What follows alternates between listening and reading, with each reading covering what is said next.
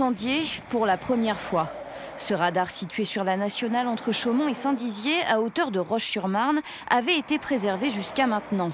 Une dégradation qui met très en colère l'association RN67, Route de la Honte, qui lutte intensivement contre les excès de vitesse sur cette parcelle. Les gens qui ne sont pas d'accord avec les radars, je le comprends aussi, mais il y a un code de la route qui existe, il y a des lois et il faut les respecter. Et il faut se dire que ce radar, c'était sûrement le dernier à brûler à cet endroit parce qu'il avait quand même un usage, il servait à quelque chose. 4 personnes sont mortes sur cette route depuis 2013. À l'origine des accidents, le non-respect des limitations de vitesse.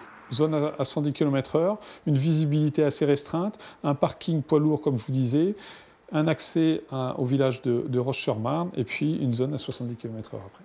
Depuis la nouvelle dégradation du radar il y a 10 jours, les forces de l'ordre ont enregistré 3 nouveaux excès de vitesse. Une moto et 2 voitures ont été contrôlées à 161, 165 et 171 km/h.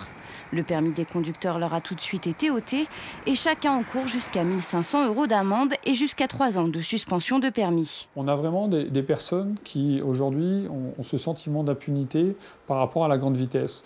Alors, il y a le sentiment d'impunité, il y a le risque qu'ils font courir aux autres, il y a le risque qu'ils prennent eux. Il faut vraiment avoir conscience qu'aujourd'hui, la voiture, c'est une arme par destination et les conséquences sont dramatiques en général à ces vitesses-là. En attendant la mise en place d'un nouveau radar sur cette parcelle de route, la gendarmerie va poursuivre ses contrôles.